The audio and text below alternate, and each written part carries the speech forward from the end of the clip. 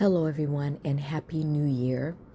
It is officially January 1st, 2026, and I have recently listened to the audio recording of or from Professor Black Truth regarding one of our anointed hero by the name of Professor John Henrik Clarke, and he gave a nice remembrance speech in regards to the life and times of our dear holy grandfather.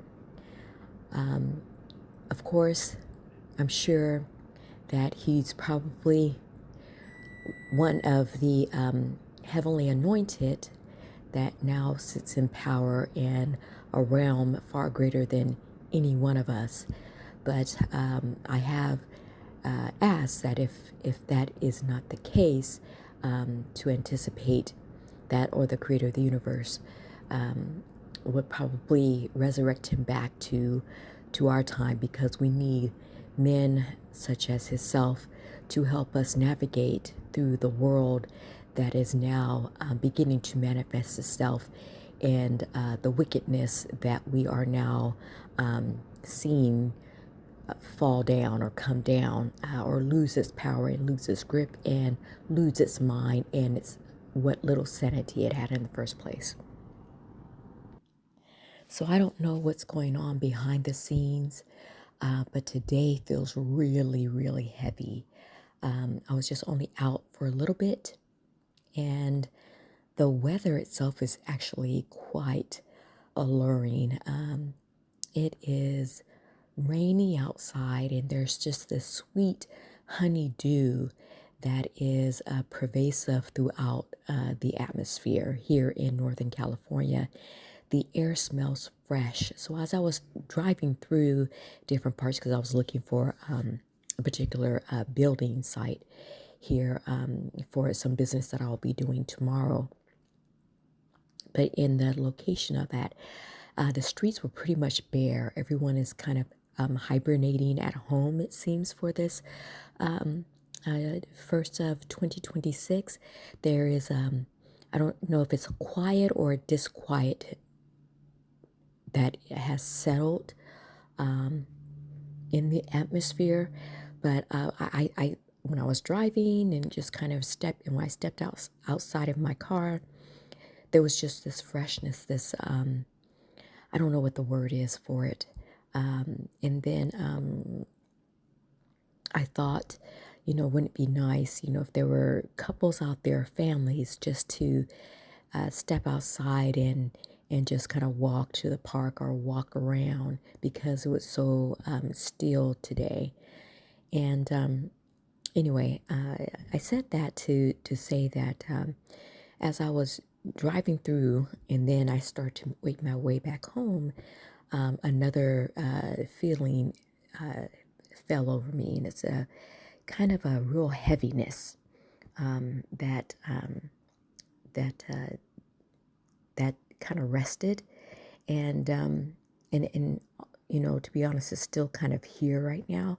Not so much as in my home, but just kind of having what was ever outside underneath the freshness of the atmosphere. There's something else that is invading that that space. And so I turned on my phone onto YouTube, and today is Dr. John Henrik Clarke's birthday, and I knew that a commentator by the name of Professor Black Truth would have a sermon, if you will, or a speech, or just his insights, and as he's had in the past. So that was very, very poignant for me to listen to again. For many, many years, I started about maybe 15, 18 years ago.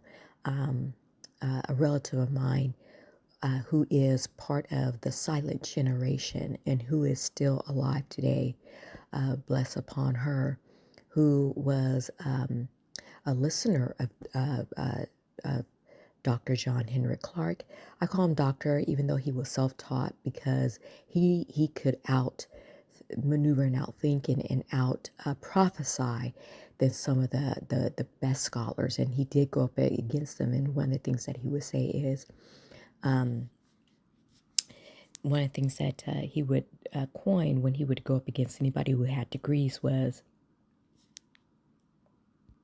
he would say something to the effect that I only debate my equals, the rest I teach. And I thought that was a goal. I thought that is the best line ever, because he was so right about that. So anyway, ever since then, any of his lectures I listened to. I have a book of his that I've read, and there is so much that is going to be helpful, that has been helpful to us, and will be really prominent in the new kingdom once we are settled in New Jerusalem as a people. We have just these legacies that, as a group, because we are living amongst our enemies who work night and day to keep us where we are, and they have had help not only in the physical realm but in the spiritual realm as well in doing that. And we know, just with the accounting of history, what little history that we are allowed to have insight into, that something cataclysmic happened thousands of years ago. And if we are to believe the light of truth, that the books of the Bible, the one that were canon and those that are not canon, but are still relevant, because many parts of the Bible allude to those secret texts, that there was a being and a conglomerate of beings that were given control of this world, and they were supernatural as far as we are concerned, a little higher than what we are in our perfect state. We are imperfect now, so they are miles away as far as their power, and they have been ruling these worlds upon this planet, and we have been made to suffer because of it. So I'm reminded of that we can have the literal, but we also have to make sure that we keep the spiritual. We have the seen, but we have to recognize the unseen and be open to the Most High and the angels, or the heavenly government that is now also operating behind the scenes to empower us and to move us into the world that is already fermented and taking place here to overtake Satan's dominion, and is already doing so. I think that we've had some physical manifestations of that. I was speaking with my sister yesterday regarding it, that the novas and what the three-eye atlas and the other comets that are here still in our solar system, the things that are moving out on the outer rim of our orbit, that all of those things, or those intelligent apparatus, are in dismantling the power of this world, dismantling those who decided to practice wickedness, for any of their aims or schemes to falter and fall, that they will not come to fruition in the manner that they wish them to be. So now I don't have any proof of this, but I remember hearing, there is proof. I think I had to just go look for it. I could have sworn I heard one time in Dr. John Henrik Clarke's old age, when he was close, you can tell that these were his days were numbered. You know that he was on death's door. And I could have sworn that he had said he was at the podium, he couldn't see anymore, and he was on a panel, and he said something to the effect that he had traveled to different places, and he had gone to many places, spoke to many people, and he had written books and did all the things that he was charged to do, but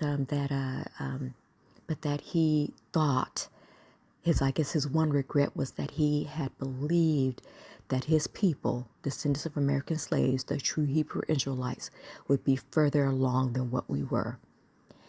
And that broke my heart, and it always stuck with me, that he said that.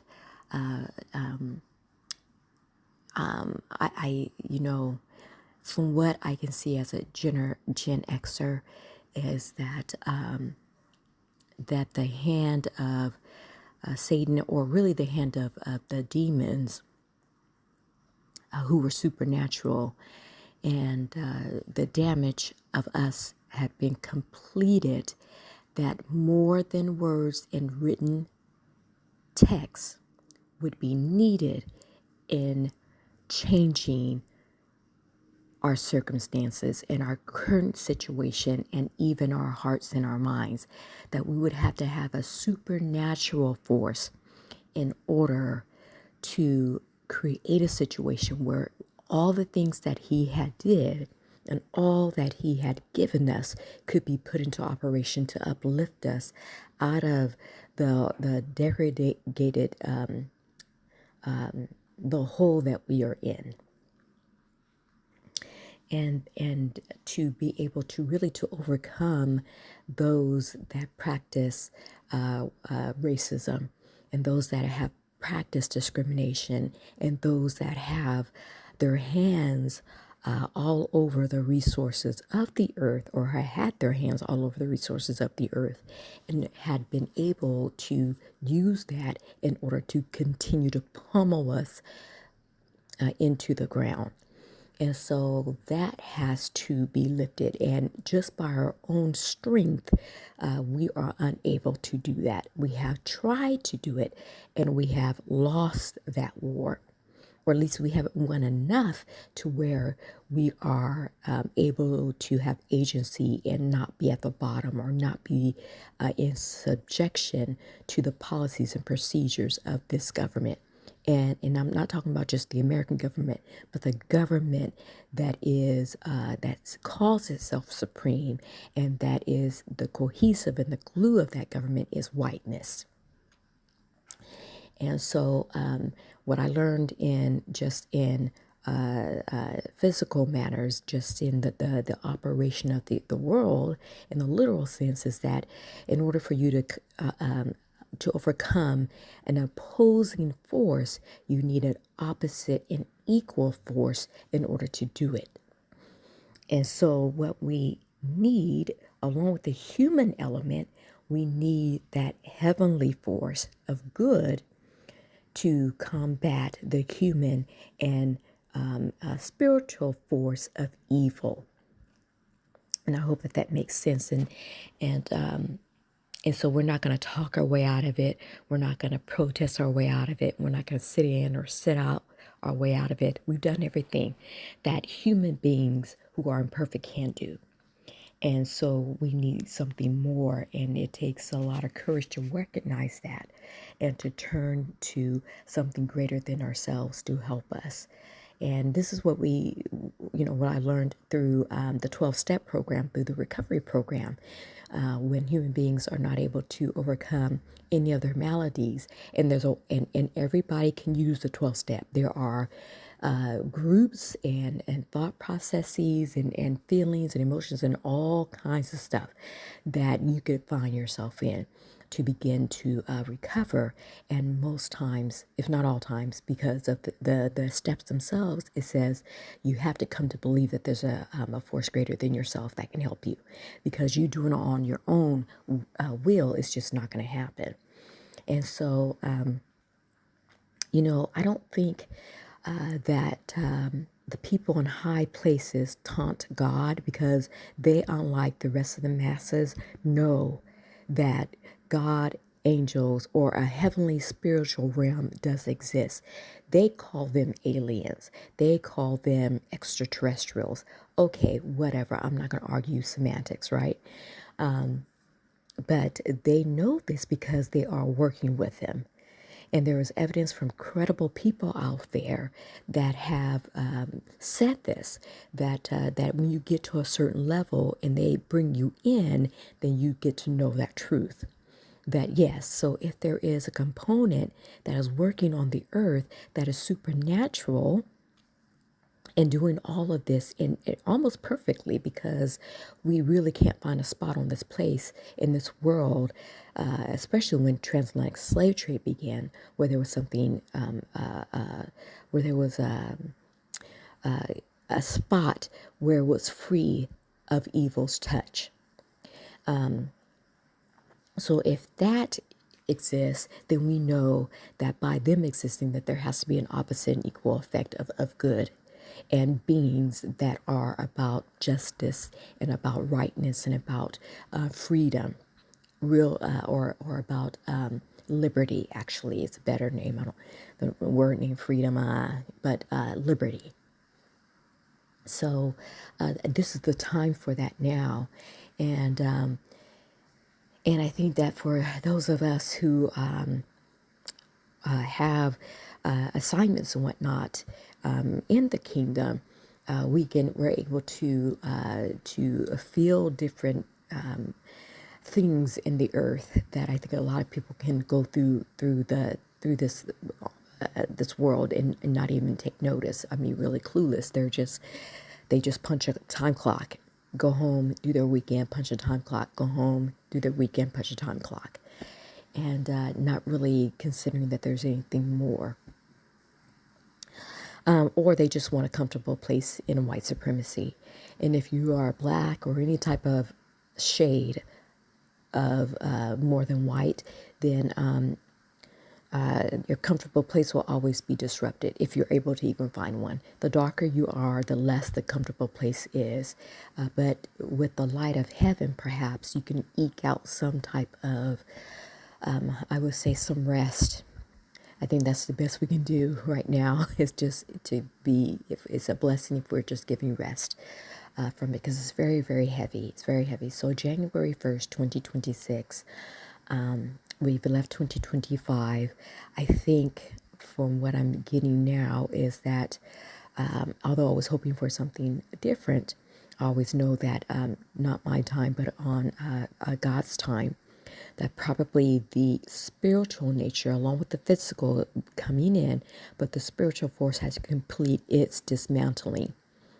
And what that means is that the disarming, in my heart of hearts, I truly believe that the demons and Satan, they have been totally disarmed. They can still talk, maybe, because I don't know how that works out, aside from to say, and all its details, but to say that their ability to pull levers and operate on this earth and have the earth do its thing to undergird its world is now over. It's kaput, it's finished. And so we could expect to see a lot of outlandish things happening simultaneously while truth is coming out. And I think that's going to be the breaking thing for the dominant society, those that in this world, as this world is now closed, and the new world, New Jerusalem, is now coming online right now, and that those individuals will have to show themselves as liars, and also too the brain and the heart kind of spiraling out of control.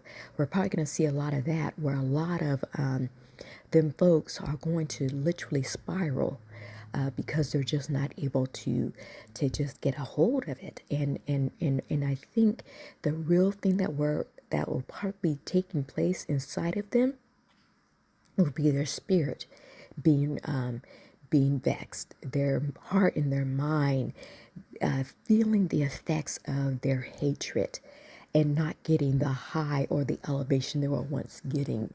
That it will begin to, as they say in the past, it will begin to eat them up.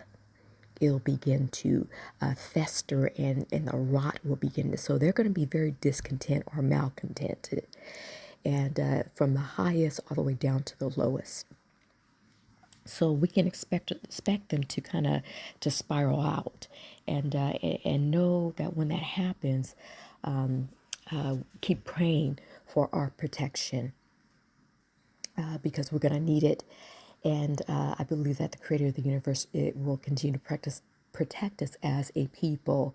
So I would send a warning out to everybody else. If you're an immigrant and you're here in this country, you're already starting to feel a lot of stuff. It will not be getting better. It won't matter who you vote in or vote out. That's even if there is going to be another election. And of course, for those that are lighter hue or white, you're going to feel a lot of that spiraling out too, and not just on the ground. On the ground, of course, yes, but also in the outer upper governments. You're just going to see a lot of stuff just kind of falling apart. And for Black folks, it's going to be marvelous in our eyes because so much damage has been done to us. Again, as far as our dear brother, Dr. John Henry Clark, if he's on the other side of the veil, if he is was one of those heavily anointed of the heavenly class to go up into heaven, the heavenly realm, then he knows why we didn't get further along. He's very, very clear on that, and maybe he was too upon his last moments on the in this world. He probably was aware of that. I mean, and that could be indicative of what he might have said at that he had hoped, but is aware that that didn't happen. So, anyway, it's his birthday today, and I want to just say a shout out to him for a happy birthday, and thank you for being you and for giving us the jewels that we needed and the tools that we needed to go forward and to move forward, and all those ones who were so instrumental and willing to put their lives on the line for us and did indeed lose their lives for us. All the jewels that they gave us, we recognize, or at least I recognize and appreciate. And it's what's helped me, even in a time of troubles that I'm in, to keep going. So maybe I believe that 2026 is now we're gonna see some big things in this month, and I don't think we're gonna have to wait real long. We got a lot that's going on still in the universe that may not be completed yet toward the earth. Anyway, thank you for listening, and again, stay tuned to my military series that I'm going to do, a 3-part. So stay tuned for that. And if you like this commentary, please like, comment, share the information, subscribe, and I hope that you have a reflective new year. Thank you.